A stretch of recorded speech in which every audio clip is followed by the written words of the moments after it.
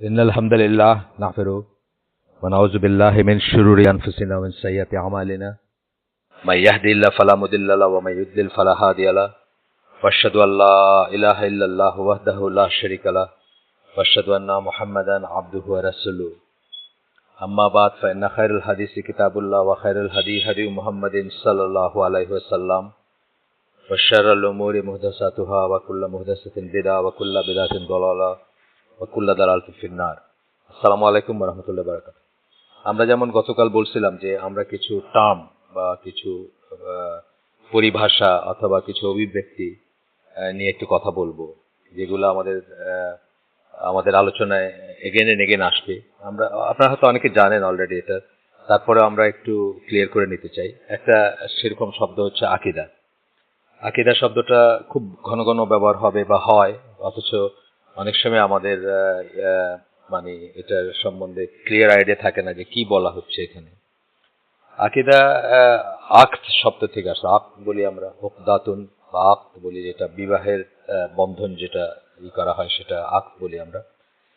এটা ডিকশনারিগত অর্থ হচ্ছে গাঁটছড়া বাঁধা বা কারোর সাথে নিজেকে বেঁধে নেওয়া, পার্মানেন্ট ভাবে বেঁধে নেওয়া বা অলমোস্ট পার্মানেন্ট ভাবে বেঁধে নেওয়া, এরকম একটা সেন্স আসে।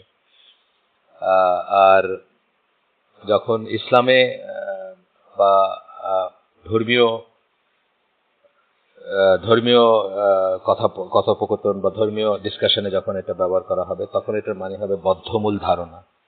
যে কোনো কিছু সম্বন্ধে কারো মনে যে বদ্ধমূল ধারণা হয় সেটাকে আমরা আকীদা বলি।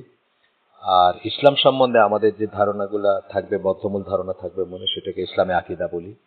মূলত হচ্ছে যে 6টা পয়েন্ট ইমানের আছে, সেই 6টা পয়েন্ট আমানতু বিল্লাহি মালাইকাতি কুতুবি রুসুলি ওয়াল ইয়াউমিল আখিরি কাদা খাইরি শাররি, যে 6টা পিলার আছে ইমানের, বা যে 6টা বিষয় ইমান আনতেই হয় মুসলিম হইতে হলে, মুমিন হইতে হলে, সেই 6টা বিষয়ের সংশ্লিষ্ট যত বিশ্বাস, সেট অফ বিলিফ, সেটাকে আমরা আকীদা বলি। ইসলামে আকীদা বলতে আমরা সেটা বুঝি। গেল এটা। এরপরে আমরা বলছিলাম যে আমরা সুন্নাহ কথাটা নিয়ে কথা বলবো। আমরা আসলে সুন্নাহ বলবো এবং আহলুস সুন্নাহ ওয়াল জামা, এই দুটো নিয়েই আমরা কথা বলবো। প্রথমে সুন্নাহ নিয়ে আমরা কথা বলবো। সুন্নাহ আপনার একদম সাদামাটা অর্থে যদি আমরা চিন্তা করি, তাহলে রাসূল সাল্লাল্লাহু আলাইহি ওয়াসাল্লামের সার্বিক শিক্ষা ও জীবনের ধরনকে আমরা বলি সুন্নাহ। যখন সুন্নাহ এমনি একটা কোথাও যখন আমরা সুন্নাহ কথাটা বললাম ছাড়া, মানে কোনো বিশেষভাবে কোনো কিছু মেনশন করা ছাড়া, তখন এরকম একটা সেন্স আসে। আবিধানিক অর্থ হচ্ছে সুন্নাহর আবিধানিক অর্থ হচ্ছে কাজকর্মের বা আচরণের বা জীবনের একটা পথ, রাস্তা, নিয়ম বা রীতি, ভালো বা খারাপ যাই হোক না কেন। আবারও বলি, কাজকর্মের বা আচরণের বা জীবনের একটা পথ, রাস্তা, নিয়ম বা রীতি, ভালো বা খারাপ যাই হোক না কেন, অনুমোদিত বা অনুমোদিত দুইটাই হইতে পারে। যখন ডিকশনারির কথা আমি বলতেছি, ডিকশনারির অর্থ, ডিকশনারি থেকে যেটা আসবে, একটা পদ্ধতি যা পূর্ববর্তী প্রজন্মের লোকদের দ্বারা প্রতিষ্ঠিত হয়েছে বা তারা যা প্রতিষ্ঠিত করতে চেয়েছে এবং পরবর্তী প্রজন্মের লোকেরা যা করার চেষ্টা করেছে, এটা একটা সুন্নাহ। এটা E.W. লেন, যিনি আপনার তার অ্যারাবিক ইংলিশ লেক্সিকন ভলিউম 1 থেকে এই অর্থটা করা হলো, আপনাদেরকে কোট করা হলো। এটা গেল আপনার এই ধরনের, এইভাবেই যখন আমরা বলি, তখন যে কোনো কিছু হতে পারে। সেটা অনেক অনেক বড় কথা বললাম, পথ, রাস্তা, নিয়ম, রীতি, আচরণের বা কাজকর্মের ইত্যাদি। এখানে একটা হাদিসের কথা আসবে, যেটা আপনি সবাই হয়তো জানেন, যে সহিহ মুসলিম একটা হাদিসে আছে যে রাসূল সাল্লাল্লাহু আলাইহি ওয়াসাল্লামের কাছে একটা গরিব জনগোষ্ঠী আসছিল। তখন তাদেরকে সাহায্যের জন্য উনি সাহাবীদেরকে বললেন। তখন সাহাবীরা খুব একটা হেজিটেট করতেছিলেন বা খুব একটা এনথুজিয়াস্টিক ছিলেন না।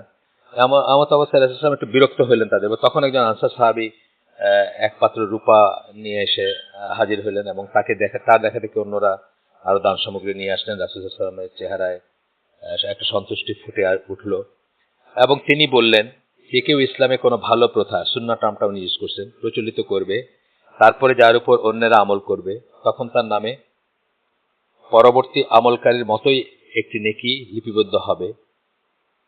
তাদের যে কারো অর্জিত নেকির কোনো কমতি হওয়া ছাড়াই, অর্থাৎ পরবর্তী যারা তাদের নেকির কোনো কমতি হবে না, কিন্তু শুরু যে করছিল তার নামে একটা আমল বা নেকি লিখিত হবে আর কি, তার নামে একটা নেকি লিখিত হবে।